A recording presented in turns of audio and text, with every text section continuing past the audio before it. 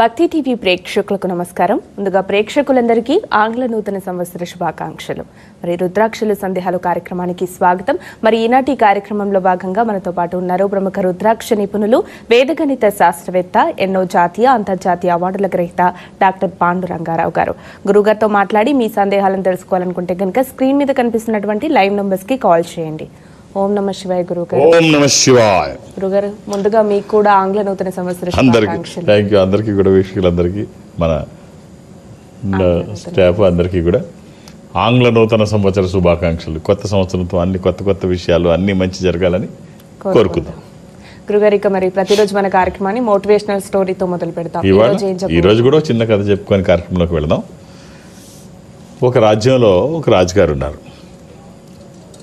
సరే, ఆయనకి బాగా తిండి బాగా తింటాడు. చాలామంది రాజులకి ఇది ఉంటుంది. ఆయనకి ఇష్టమైనవి తింటారు కదా, రాజులకు కొదమే ఉంది, అన్నీ తింటారు. ఈ రాజుగారికి చేపల కూర అంటే బాగా ఇష్టం. అది లేకుండా ఏ రోజు భోజనం ముగించడు. అది ఉంటేనే భోజనం, లేకపోతే భోజనం లేదు. అంటే వెస్ట్ బెంగాల్లో కూడా చాలామంది ఇలాగే ఉంటారు. మన దేశంలో కూడా వెస్ట్ బెంగాల్లో, పశ్చిమ బెంగాల్లో చాలామంది అది లేకుండా అసలు ఏ వర్గము కూడా వాళ్ళు వీళ్ళని కాదు, అందరూ తింటారు. సో అది లేకుండా అసలు భోజనం ముగించేవాడు కాదు, లేకపోతే అదోలా ఉండేది.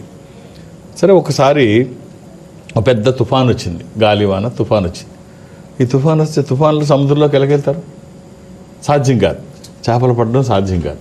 రాజుగారికి భోజనం లేదు.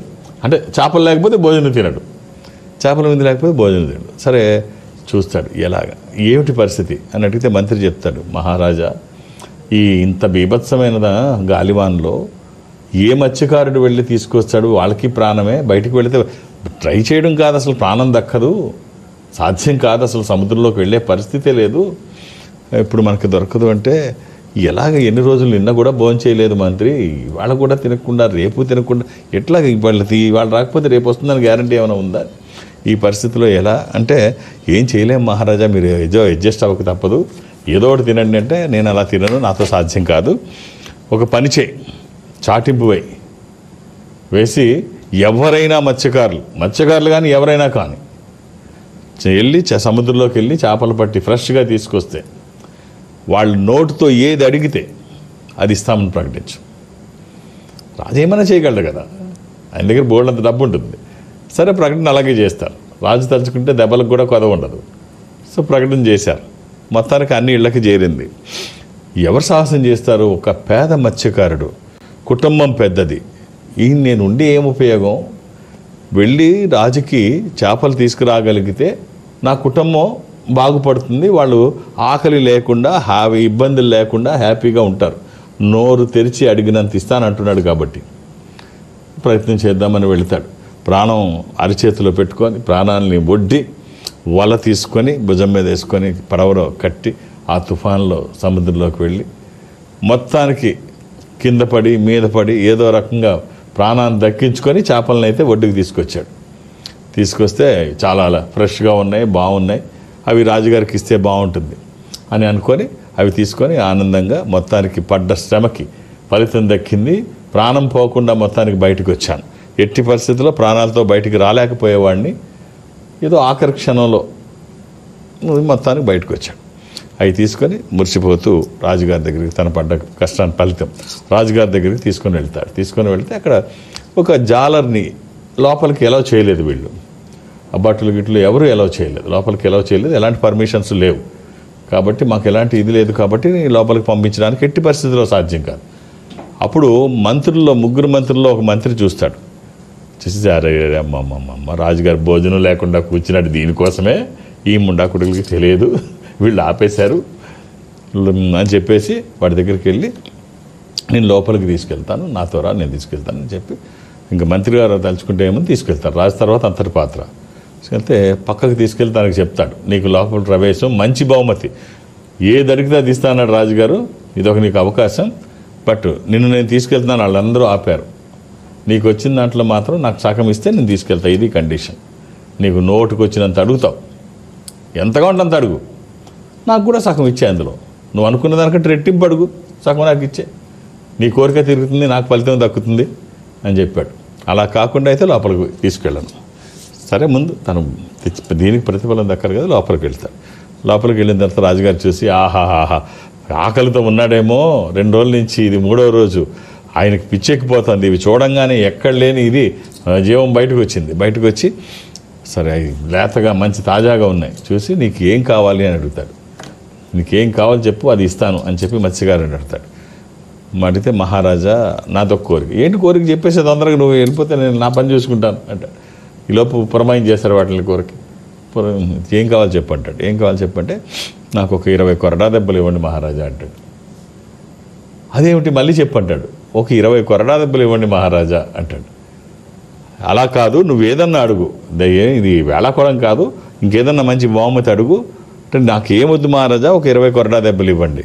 సరే రేపు నౌక వాళ్ళని బట్టలను పిలుస్తాడు. పిలిచి కొరడా దెబ్బలు అంటే కొట్టండి 20 అంటే వాళ్ళు కొడతారు. పాపం 10 దెబ్బలు అవ్వంగానే ఆపమని చెప్పి మహారాజా ఆపండి, నా భాగస్వామి ఇంకొక ఆయన ఉన్నాడు, ఆయనకో 10 ఇస్తే నేను వెళ్ళిపోతాను.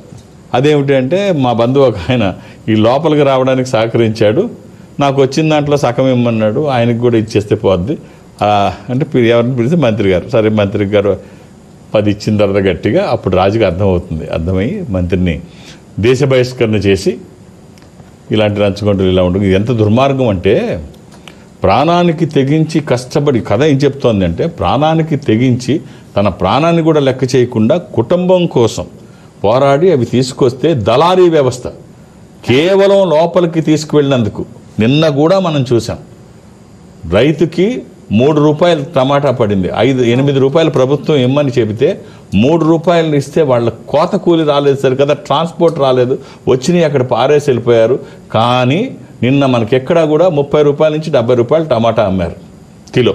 ఎంత దుర్మార్గం! వాళ్ళకి తిండి లేకుండా, కోత కూలి రాకుండా 6 మైళ్ళు కష్టపడి అంత బాధపడి వాళ్ళు తీసుకొస్తే పొలంలో అంత కష్టపడి తీసుకొస్తే ఇక్కడికి వస్తే మార్కెట్ లేకపోతే 3 రూపాయలంటే రైతు ఎలా బతుకుతాడు? ఇప్పుడు ఈ కథ కూడా అదే. ఎంతో ప్రాణాలకు తెగించి కష్టపడితే వీడెంత అడిగాడో వాడికి సగం కావాలంట. సో ఈ వ్యవస్థ కథలో కాదు, నిత్య జీవితంలో కూడా చాలా ఎక్కువ స్థాయిలో ఉంది. ఈ దరిద్రాలు పోవాలి, రైతుకు మంచి జరగాలి, కష్టపడి వెళ్ళిన వాళ్ళకి ఫలితం దక్కాలి అని కొత్త సంవత్సరంతో కోరుకుందాం. కష్టం ఫలించాలి, అందరికీ మంచి జరగాలి. నిజంగా చాలా మంచి మోటివేషనల్ స్టోరీ చెప్పారు గురుగారు. కాలర్స్ ఉన్నారు, మాట్లాడదాం. హలో హలో నమస్తే అండి, మీ పేరు? అమ్మా ఓం నమ శివాయ. ఏమిటమ్మా?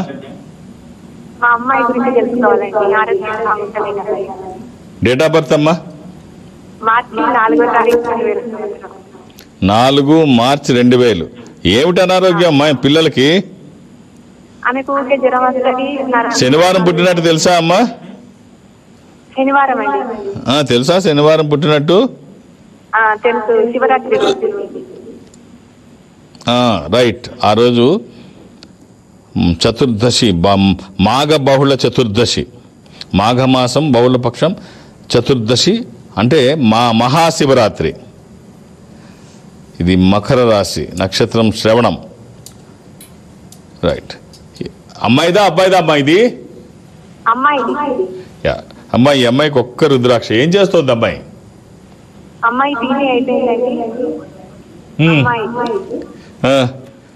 రైట్. ఒక్క రుద్రాక్ష అమ్మ. 13 ముఖాలు కానీ 9 ముఖాలు కానీ 13 ముఖాలు. త్రయోదశి అది ఇంద్ర రుద్రాక్ష, రూలింగ్ రుద్రాక్ష, కమాండింగ్ రుద్రాక్ష. అనుకున్నది సాధించడానికి, సంకల్పం సిద్ధించడానికి, కోర్కెల సాఫల్యం కోసం జాతకపరంగా అవసరమైంది కూడా త్రయోదశి. అది కుదరకపోతే నవముఖి, 9 ముఖాలు, నవశక్తి స్వరూపము, అమ్మవారి స్వరూపం, విజయాలు చేకూర్చి దోషాలు నివారించేది. ఈ కొత్త సంవత్సరంతో మన ప్రయత్నానికి భగవంతుడు సహకారం తోడైతే, ఈశ్వరానుగ్రహం ఉంటే ఆ వచ్చే ఫలితం ఒక అద్భుతం అయితే అతిశయోక్తి కాదు. మీ ఆశీర్వచనము, వాళ్ళ ప్రయత్నము, ఈశ్వరానుగ్రహము నా వంతు బాధ్యతగా జాతకాన్ని వేదగణితంతో అధ్యయనం చేయడం వల్ల జాతకంలో ఉన్న దోషాలు నివారించబడతాయి. ఈ రుద్రాక్ష స్వయం ఈశ్వర స్వరూపము. ఈశ్వరుడే రుద్రాక్ష రూపంలో గుండెల మీద నడయాడుతూ ఉంటే వ్యతిరేక శక్తులు దరిదాపులకి రావు, విజయాలు ఎప్పుడూ పక్కనే ఉంటాయి. ఆల్ ది బెస్ట్ అండి. మరో కాల్ 24/7 ఎప్పుడు వేసుకోవచ్చు. మరో కాల్ తీసుకుందాం గురువు గారు. హలో, హలో, నమస్కారం మేడం.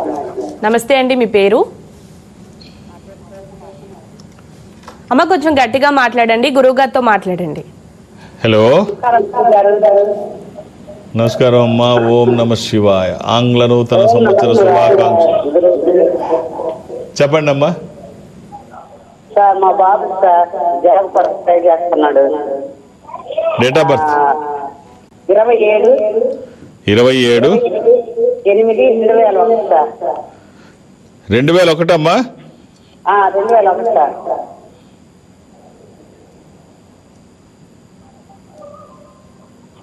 సోమవారం పుట్టినట్టు తెలుసు కదమ్మా. సోమవారం గురువు గారు. ఎంతమంది పిల్లలమ్మా మీకు? 3 గురువు గారు. ఇది అష్టమి శుక్లపక్షము, శుద్ధ అష్టమి. ఇది వృశ్చిక రాశి. విదేశాలకు ట్రై చేస్తున్నాడమ్మా అబ్బాయి? లేడు గురువు గారు, కోచింగ్ లో ఉన్నాడు సార్ గురువు గారు. మరి దేనికి ట్రై చేస్తున్నాడు అన్నారు? కోచింగ్ జాబ్ CGL గురువు గారు. Right right right. ఒక్క రుద్రాక్ష చెప్తాను, వీలైతే ధారణ చేయించండి. ద్వాదశముఖి రుద్రాక్ష, 12 ముఖములు కలిగిన ఈ రుద్రాక్ష ద్వాదశ ఆదిత్య స్వరూపము, అంటే సూర్య స్వరూపం. ఉన్నతమైన స్థితి కోసము, అనారోగ్య సమస్యలు లేకుండా బ్రైట్ ఫ్యూచర్ కోసము. అది కుదరకపోతే అర్ధచంద్రాకారంలో ఉండే చంద్రాక్షి, చంద్రముఖి అని పిలువబడే ఏకముఖి, అంటే 12 ముఖాలు డైరెక్ట్ సూర్యస్వరూపం అయితే ఏకముఖికి అధిపతి గ్రహం సూర్యుడు. ఏది వీలైతే అది ఈ రెండిట్లో, అలాని ఏది పడితే అది వెయ్యకండి. దురదృష్టం ఏమిటంటే రుద్రాక్షలో 199 నకిలీయే ఉంటాయి. ఎలాంటి ఛాన్స్ తీసుకోకుండా, అందులో ఈ కొత్త సంవత్సరంతో ఎలాంటి ఛాన్స్ తీసుకోకుండా ఒక్కటైనా మంచిది వేయండి, ఆ ఫలితం చాలా బాగుంటుంది. All the best. మరో కాల్ తీసుకున్నాం గురువు గారు. హలో, హలో, నమస్తే అండి, మీ పేరు? నా పేరు నవశేఖర్ మేడం. నవశేఖర్. గురువు గారితో నమస్కారం అండి. ఓం నమ శివాయ్. నమస్తే సార్. నమస్తే సార్. నమస్తే సార్. చెప్పండి. డిసెంబర్ 12 కొత్త సంవత్సరంతో శివనామస్మరణ చేసుకుంటూ సంవత్సరంలో అడుగు పెడితే భలే ఉంటుంది. డిసెంబర్ 12, 1970. ఏదైనా కొత్త సంవత్సరమే కదా, ఆంగ్ల నూతన సంవత్సరమైనా కొత్త సంవత్సరమే. రైట్, చెప్పండి సార్. డిసెంబర్ 12, 12 ఒక్క నార్త్ కొరియా తప్ప అది 112వ సంవత్సరమే కదా ఇప్పుడు. అంటే కిమ్ వాళ్ళ తాత ఎప్పుడు పుడితే అప్పుడే యుగం ప్రారంభం వాళ్ళకి. 12 1976.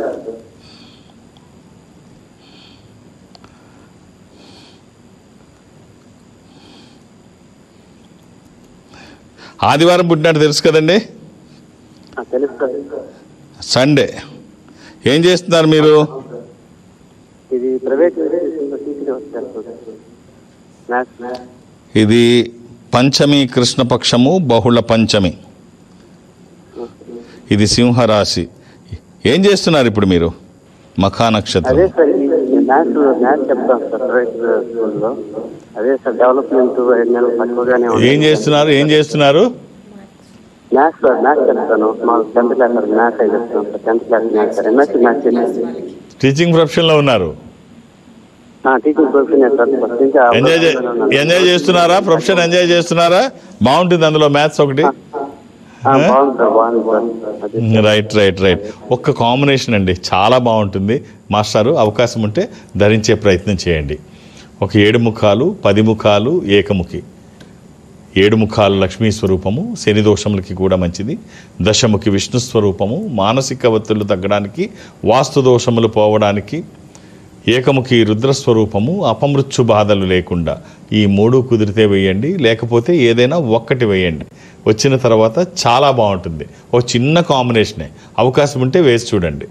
మన దగ్గర ఎన్ని సంపదలు ఉన్నా ఏ సంపద మనకు ఉపయోగపడుతుందో తెలియదు, కానీ ఈ సంపద ఖచ్చితంగా ఉపయోగపడుతుంది. అంటే కేవలం డబ్బు ఒక్కటే రావడం సంపద కాదు. ఈశ్వరుడు ఐశ్వర్యాధిపతి, ఎలాగా డబ్బు వస్తుంది. సో విజయాలు ఉన్నప్పుడు డబ్బులు వస్తాయి. విజయాలకి ఇది సక్సెస్ రేట్ పెరుగుతూ ఉంటుంది. నెగిటివ్ ఫోర్సెస్ రాకుండా ఉంటాయి. ఇదొకటి మంచి, చాలా ఈ స్పిరిచువల్ ప్రాపర్టీతో ఉన్న ఇదేమిటంటే నెగిటివ్ ఫోర్సెస్ ఎప్పుడు ఎలా ఉంటుందో తెలియదు. పాపం చూడు, మొన్న స్కూటీ మీద వెళుతూ ఉంటే వెనక నుంచి కారు వచ్చి కొడితే స్పాట్లో 2 చనిపోయారు. పాపం వాళ్ళు ఎందుకు చనిపోయారో వాళ్ళకి తెలియదు. సో ఇలాగా మనకి తెలియకుండానే కొన్ని మన మీద వచ్చి పడుతూ ఉంటాయి. సో మన భగవంతుని ఏం కోరుకోవాలంటే అలాంటివి జరగకుండా క్షేమంగా ఉండాలని కోరుకోవాలి. సో మన ప్రయత్నానికి ఈశ్వర అనుగ్రహం కూడా తోడైతే బాగుంటుంది. సో కొత్త సంవత్సరంతో కొత్త ఒక పాజిటివ్ ఎనర్జీతో వెళితే బాగుంటుందని నా అభిప్రాయం. రైట్ అండి. గురుగారిక మీరు ఎప్పుడు చెప్తూ ఉంటారు అంటే నాలెడ్జ్ కంటే లౌక్యం గొప్పది అని అంటూ ఉంటారు. చాలా గొప్పది కదా. అదే అంటే నిజంగా ఎందుకు అంటే నాలెడ్జ్ గొప్పదా లౌక్యం గొప్పదా? ఇప్పుడు నాలెడ్జ్ ఎంతైనా ఉండొచ్చు. చాలామంది నాలెడ్జ్ ఉంటుంది, అది ప్రదర్శించరు. ఒక్కోసారి ఎక్కడ ప్రదర్శించాలో కూడా తెలియదు చాలామందికి. అది ఎప్పుడు ఎక్కడ ఎలా ప్రదర్శించాలో ఇది చాలా ముఖ్యం. అది ఉండంగానే సరిపోదు. దాన్ని ఏ విధంగా ప్రదర్శించాలి, ఎలా వాడుకోవాలి. ఒక రాజ్యంలో ఒక గొప్ప నాట్యకారిణి ఉంది, బాగా నాట్యం చేయగలదు. అంతకు మించి మహా అందగత్తె, అతిలోక సౌందర్యవతి. నాట్యానికి అందం తోడైతే మరింత అది దిగునీకృతం అవుతుంది. సరే, ఆ నోట ఈ నోట ఆమె అందం గురించి ఆమె నాట్యం గురించి మొత్తానికి రాజుగారి వరకు వెళ్ళింది. వెళ్ళిపోతాయి కదా. రాజుగారి వరకు వెళితే రాజుగారు బులావ్ అన్నాడు, పిలిపించాడు అమ్మాయిని.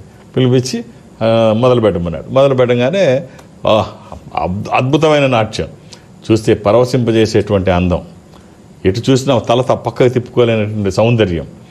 రాజు అలాగే చూస్తూ ఉండిపోయి ప్రపోజల్ డ్యాన్స్ అవ్వగానే, ప్రోగ్రామ్ అవ్వగానే ప్రపోజల్ పెడతాడు. నిన్ను నేను పెళ్లి చేసుకుందాం అనుకుంటున్నాను.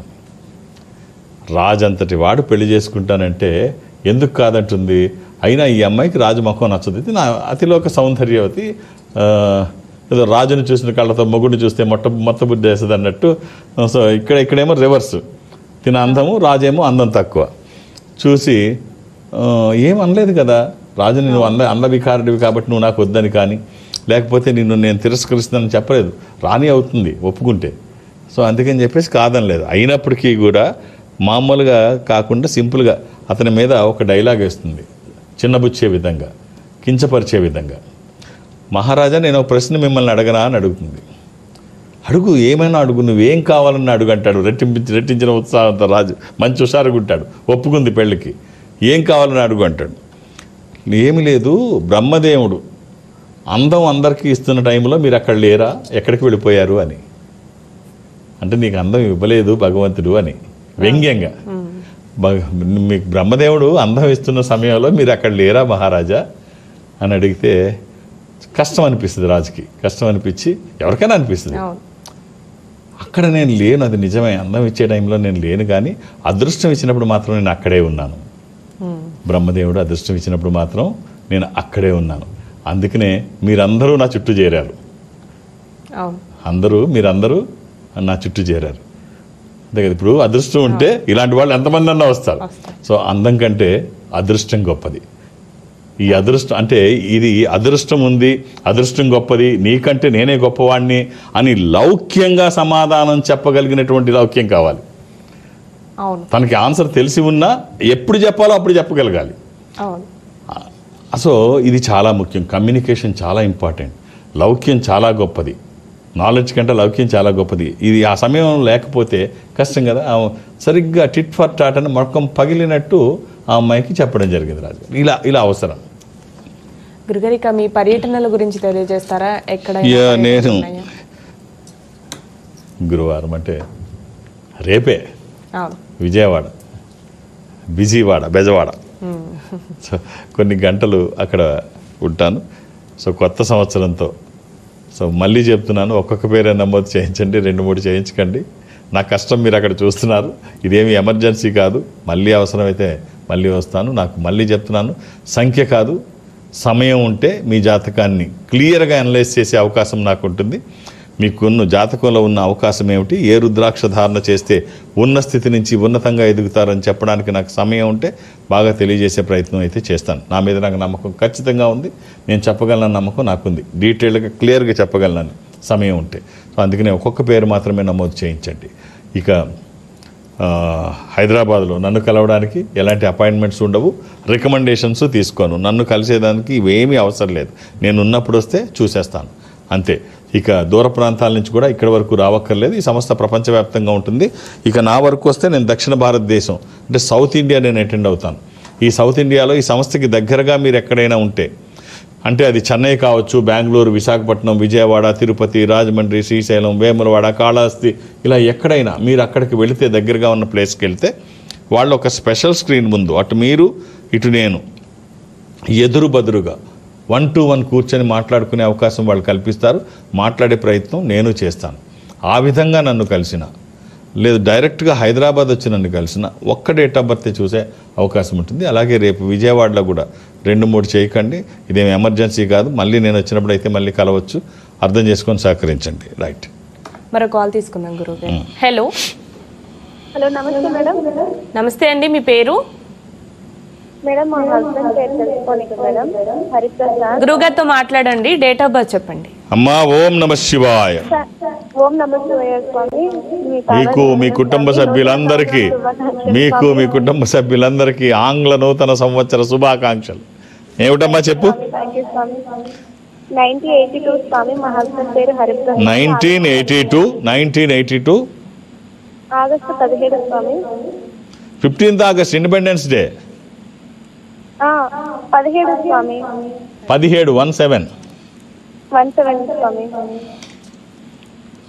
మాకు రాసి ఏం తెలియడం లేదు స్వామి. కొంచెం అమ్మా మంగళవారం పుట్టినట్టు తెలుసా? మంగళవారమే స్వామి. అలాగే ఇది త్రయోదశి, కృష్ణపక్షము, బహుళ త్రయోదశి, అమావాస్య ముందు. ఓకే స్వామి. ఇది సింహరాశి, మకా నక్షత్రము. థ్యాంక్ యూ స్వామి. థ్యాంక్ యూ స్వామి. చాలా రోజులు తెలియడం లేదు స్వామి, అట్లే ఉన్నాము. అమ్మా ఏం చేస్తారమ్మా వారు? ఎలక్ట్రీషియన్ స్వామి. ఎలక్ట్రీషియన్ స్వామి. Motor winding. మోటార్ వైండింగా? అవును స్వామి. ఓం వైరింగా? సరే. పిల్లలమ్మా మీకు? ఇద్దరు కొడుకు స్వామి. రైట్ అమ్మా. ఒక చిన్న కాంబినేషన్ చెప్తాను, వీలైతే వేసి చూడండి. 7 ముఖాలు, 8 ముఖాలు, ఏకముఖి. 7 ముఖాలు లక్ష్మీ స్వరూపము, శని దోషములకి మంచిది. అష్టముఖి గణపతి స్వరూపము, విఘ్నాలు లేకుండా ముందుకు వెళ్ళడానికి, నిర్విఘ్నంగా అన్ని పనులు చేసుకోవడానికి, కెరీర్ కోసం. ఏకముఖి రుద్రస్వరూపము, అపమృత్యు బాధలు లేకుండా. ఈ 3 కలిపి కుదిరితే వేయండి, లేకపోతే ఏదైనా ఒక్కటి. వచ్చిన తర్వాత బాగుంటుందని ఎవరి సర్టిఫికెట్ అవసరం లేదు. ఈ సంపద వచ్చిన తర్వాత చాలా బాగుంటుంది. All the best. గురుగారు, ఇక చాలా సందర్భాల్లో పిల్లల గురించి చాలా చక్కగా చెప్తూ ఉంటారు మీరు. ఈ న్యూ ఇయర్ సందర్భంగా, అంటే కొత్త సంవత్సరం రోజు ఏవైనా ఒక 2 మాటలు చెప్పండి. పిల్లలు దేవుడితో సమానం. సో వాళ్ళని ఇబ్బంది పెట్టకుండా, వాళ్ళు ఏదో పాడైపోతారన్న భయంతోనో, లేకపోతే వాళ్ళు అనుకున్నది అంత హైట్స్కి వెళ్తారో లేదా అన్న భయంతోనో వాళ్ళని రెస్ట్రిక్ట్ చేయకండి. పిల్లల్ని పిల్లలుగా చూడండి. వాళ్ళకి మీ ప్రతి నిమిషం మేము ఉన్నాము అన్న మెసేజ్ ఇవ్వండి. వాళ్ళు అద్భుతాలు చేస్తారు. అంటే పిల్లలు ఎలా ఉంటారు అంటే కల్మషం లేకుండా దేవుడితో సమానం అని ఎందుకంటారంటే, ఒక పిల్లాడికి 5 ఏళ్ళు ఉంటాయి. ఆ పిల్లాడికి తల్లి చనిపోయింది, తండ్రి ఇంకో వివాహం చేసుకున్నాడు, కొత్త అమ్మ వచ్చింది. సరే, ఇలా జరుగుతోంది. కొంతకాలానికి తండ్రి పిల్లాడిని అడుగుతాడు, నాన్న ఈ కొత్త అమ్మ ఎలా ఉంది అని. నీకు ఏ అమ్మ అంటే ఇష్టం, పాత అమ్మ అంటే ఇష్టమా, కొత్త అమ్మ అంటే ఇష్టమా అని అడిగాడు తండ్రి పిల్లాడిని.